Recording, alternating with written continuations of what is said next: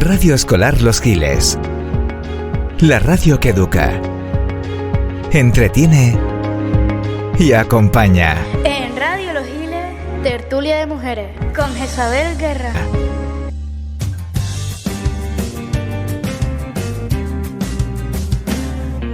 ¿Quién las ha llamado el sexo débil? Cuando las mujeres tienen 1000 poderes, son águilas, lunas, guerreras, tirando barreras sin parar. Alguien dijo la mujer es frágil. ¿Quién inventaría tanta tontería? Son mágicas flores de acero que piensan primero en los demás.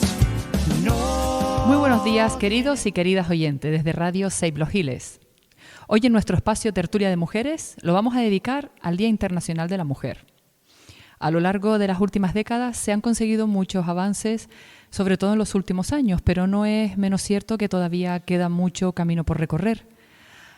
Pues como apostar por empleos dignos, estables y seguros, acabar con la brecha salarial y los abusos en el empleo doméstico o erradicar la violencia sexual contra mujeres y niñas son algunas de las reivindicaciones que unen a millones de mujeres en el mundo en el día de hoy. Y hoy tenemos la suerte de contar en nuestro programa con doña Sofía Valdivielso, profesora de la Universidad de Las Palmas de Gran Canaria en Ciencias de la Educación.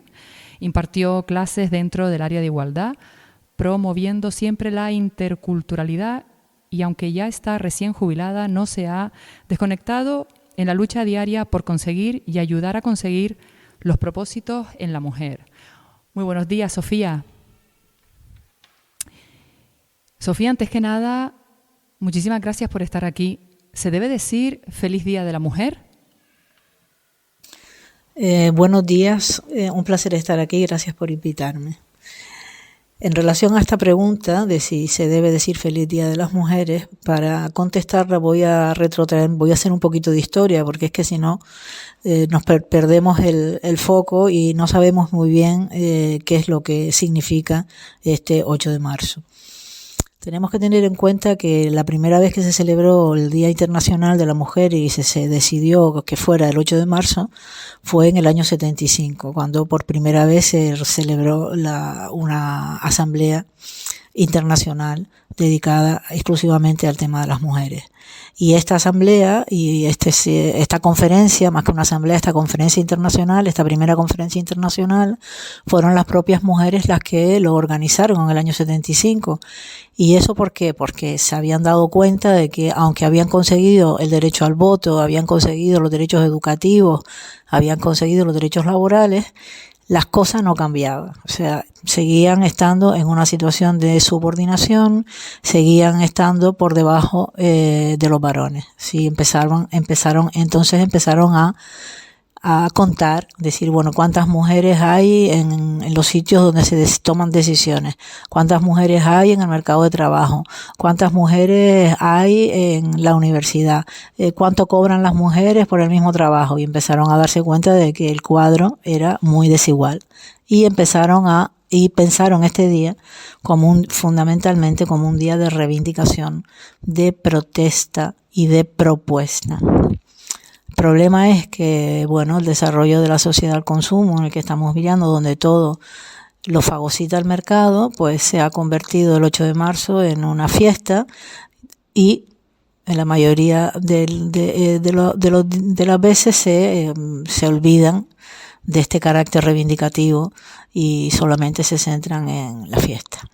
Entonces, en mi opinión, claro que se puede celebrar el Día Internacional de las Mujeres, pero sin perder de vista que no es una fiesta, sino que es una conmemoración de una reivindicación. Sofía, ¿es un día de reivindicación solo para mujeres? Bueno, ya te he comentado cómo surge el Día Internacional de la Mujer. Y como su objetivo es reducir las desigualdades entre hombres y mujeres, es lógico que lo que se reivindique esté solo en relación a los problemas de las mujeres. Esto no quiere decir que los hombres no puedan participar, pueden, y de hecho cada año hay más que lo hacen.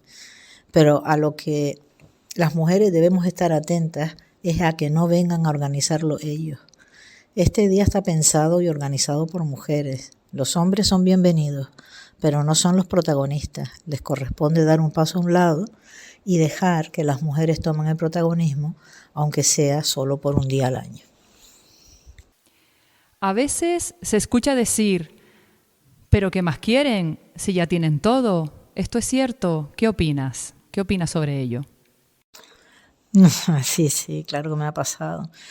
Claro, esto es una pregunta interesante porque si pensamos que lo tenemos todo, ¿qué quiere decir todo? Es el reconocimiento de nuestros derechos ciudadanos, los tenemos. La Constitución nos dice que no hay ningún motivo que pueda justificar una discriminación porque todos los españoles somos iguales ante la ley, ¿vale? Entonces, parece ser que la parte que se queja de que si lo tenemos todo se refiere solo a que ya tenemos reconocidos los derechos. Pero bueno, sabemos que el derecho reconocido es una cosa y la posibilidad real de ejercer ese derecho es otra. Entonces, la distancia que hay entre el derecho reconocido y la posibilidad de ejercerlo es lo que me da el gradiente, por así decirlo, el valor de la desigualdad. Es decir, no es lo mismo tener acceso a todo que tener un acceso restringido. No es lo mismo crecer pensando que yo soy súper importante a crecer pensando que yo no soy capaz. Entonces, la cultura se encarga de decirnos, ¿no?, tanto a los niños como a las niñas, a los hombres como a las mujeres, lo que significa ser una mujer y lo que significa ser un hombre. Eso viene a través de todos los dispositivos sociales y culturales que se ponen en marcha para convencer a las niñas que ellas son débiles y convencer a los varones que ellos son poderosos. Y las niñas llegan a la escuela pensando que son débiles y los niños llegan a la escuela pensando que son poderosos. Son privilegios. Y los privilegios hay que desmontarlos. Y desmontar los privilegios, pues quien los tiene, nadie renuncia a los privilegios de manera gratuita, es decir, se defienden evidentemente. Yo no quiero perder mis privilegios, los defiendo. Entonces, ¿cómo los defiendo? Ya no te puedo pegar, pero te convenzo, te manipulo y te digo que ya lo tienes todo. Cuando no tenemos nada, es decir, cuando yo suelo responder a esta pregunta, dice, ¿pero qué quieres? Bueno, gracias a ustedes por haberme invitado. Pues quiero la mitad de todo, porque si somos la mitad de la población, la manifestación, pues queremos la mitad de todo, reivindicando de los bienes y de los males, de las cosas buenas y de las cosas malas, la mitad, porque en el lado de las mujeres existen exactamente los mismos problemas que en el lado de los hombres. Y entonces el problema es que el reparto no es igualitario, es decir, de los propietarios de la tierra, solamente el 1% de la propiedad de la tierra está en manos de las mujeres, el 99% del planeta está en manos de los varones. Entonces, esto ya es una desigualdad absolutamente palpable. Es decir, de los espacios de poder no están las mujeres. Es decir, en las academias científicas, en las reales academias, no hay mujeres. En los espacios económicos, en el IBEX 25, las mujeres son minoría. Evidentemente estamos avanzando a una velocidad importante porque gracias a las leyes, que ya tenemos las leyes ahí reconocidas, estamos eliminando los obstáculos que nos impiden ejercer esos derechos que se reconocen en esas leyes. Todavía nos queda un largo camino por recorrer. No podemos decir que ya tenemos la mitad de todo porque no es cierto.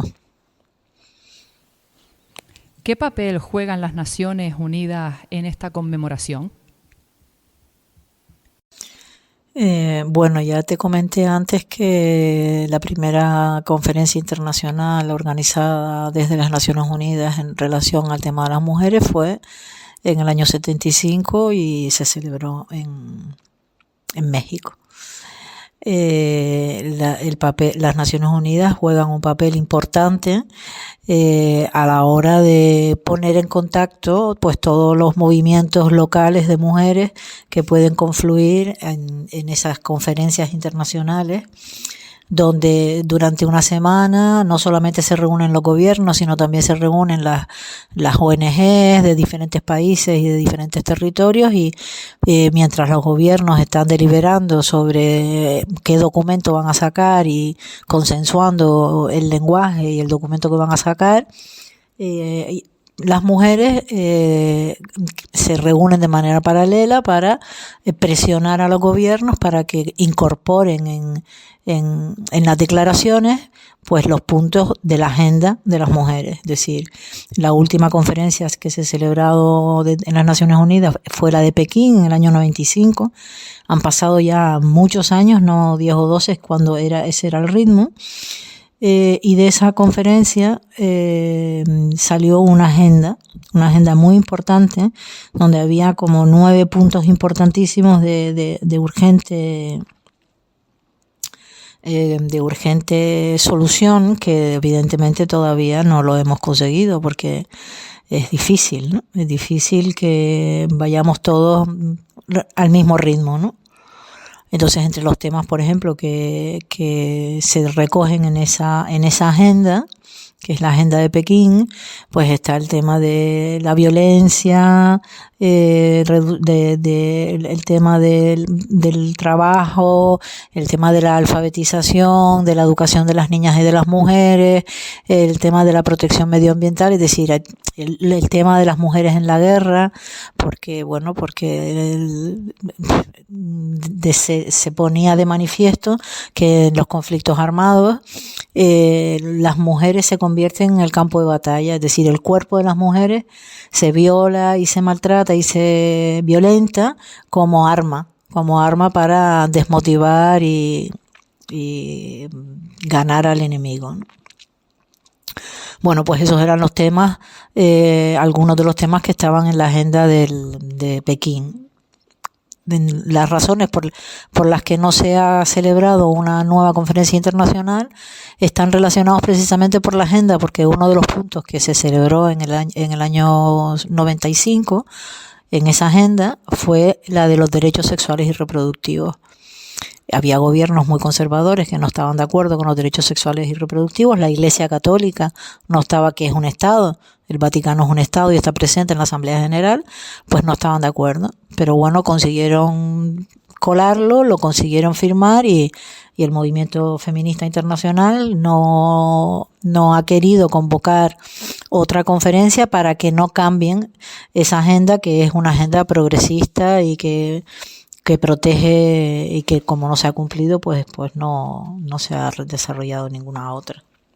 Pero sí, en general pienso que el papel de las Naciones Unidas ha sido positivo para avanzar en lenguaje, para consensuar a qué nos referimos cuando hablamos de lo que hablamos, a qué nos referimos cuando hablamos de violencia contra las mujeres, a qué nos referimos cuando hablamos de acoso, etcétera, etcétera, ¿no? Es decir, el lenguaje es muy importante porque es lo que nos permite avanzar y lo que nos permite comunicarnos. Entonces, el consensuar una lengua común en relación a nombrar cuáles son los problemas específico de las mujeres, pues es un avance importante. Aquí en el cole, durante esta semana, se ha hablado de que antiguamente era impensable que una mujer, por ejemplo, pues fuera alcaldesa, se dedicara a la política o simplemente fuera bombera. De hecho, hemos nombrado mucho a la pionera de que gracias a ella, nosotras las mujeres, pues tenemos ya el derecho al voto, y ella es Clara Campoamor. ¿Por qué crees, Sofía, que ha costado el hecho de que nosotras lleguemos a ser, por ejemplo, una alcaldesa? Costó mucho el que votáramos. Yo no lo viví, tú tampoco, pero una lee, una se informa, ve documentales y dice, pues vaya, sí que el papel de la mujer siempre ha sido visto de aquella manera. Tú en casa, por y para los niños, y atender al marido cuando llegue, ¿no? ¿Qué tienes que decir al respecto?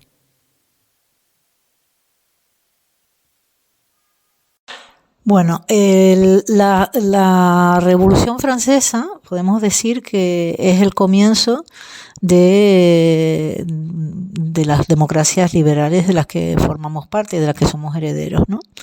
la Revolución Francesa hubo un lema importante que fue el de la libertad, el de la igualdad y el de la fraternidad, y las mujeres, y junto con los varones, participaron en las barricadas para echar abajo el antiguo régimen.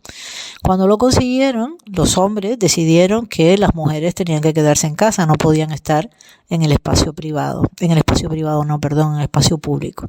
Y empezaron a asignarle asignaron a las mujeres el espacio que las sociedades le habían asignado siempre, que era el espacio privado, porque consideraban que las mujeres eran incapaces, ¿no? Eran fierecillas a las que había que domar, porque eran incapaces de pensar, no tenían capacidad de pensar.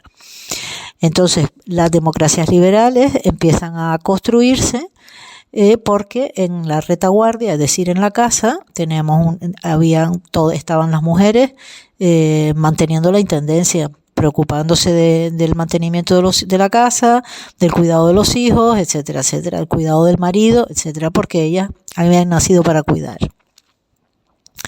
Cuando les sucede esto, las mujeres se enfadan, lógicamente, cuando se dan cuenta de que han sido excluidas del espacio público, han sido excluidas de la ciudadanía, se organizan y empiezan a pelear para conseguir el voto. Esa pelea les dura 80 años, desde las primeras reuniones que hay para organizarse para conseguir el voto, pasan 80 años. Es decir, hubo mujeres que nacieron en el movimiento sufragista y murieron sin haber podido votar. En España el voto lo conseguimos en el año 30, en la década de los 30, en el año 31, gracias a Clara Campoamor, efectivamente, que fue la que defendió el derecho de las mujeres a votar, con el discurso de los varones que estaba impregnado de esto que te he comentado, de que las mujeres eran incapaces, las mujeres estaban hechas para reproducirse, los hombres eran el espacio reproductor. Eran las cuidadoras por naturaleza, es decir, a las mujeres las meten en la naturaleza y se meten ellos a sí mismos en el espacio público. O sea, ellos meten a las mujeres en el espacio doméstico y ocupan el espacio público, y ese espacio público está lleno de privilegios. Y evidentemente, como ya te comenté antes, nadie suelta privilegios. Los privilegios hay que desmontarlos, porque los derechos hay que conquistarlos. Entonces, el espacio, el sistema dominado por los varones se defiende como puede para impedir perder los derechos. Por ejemplo, si en el momento en que salen las cuotas para participar en política, en las listas, seguramente se acordarán de todo el discurso que hubo de que no, yo no soy una cuota, yo no quiero ser una cuota, las que están aquí son las que valen. Era todo una reacción patriarcal a esa ley de igualdad, que obligaba a los partidos políticos a meter en las listas a mujeres, porque si no los obligaban, no las metían. Mientras los hombres tuvieron el 100% de la cuota, no hubo problema. El problema apareció cuando las mujeres reivindican su cuota. Es decir, como yo te decía antes, somos la mitad, queremos la mitad de todo, también la mitad del Parlamento. Entonces, ¿eso qué significa? Que hay un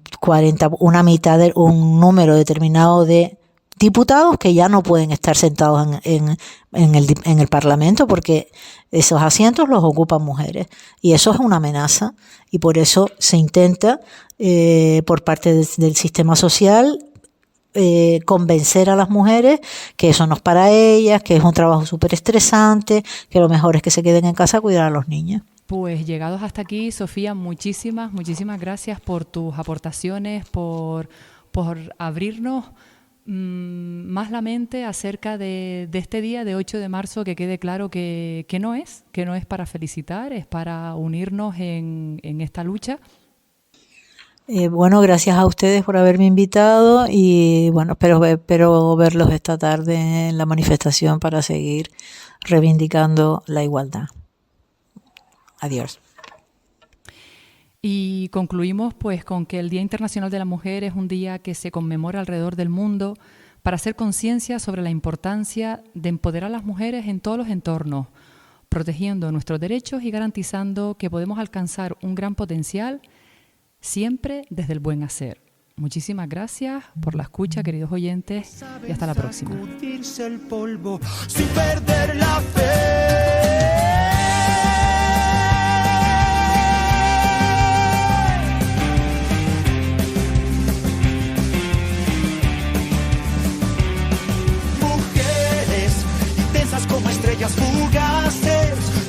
Somos invencibles que brillan en cualquier lugar, que nos enseñan a volar y vencen cada tempestad. Respiran luz y libertad, construyen caminos.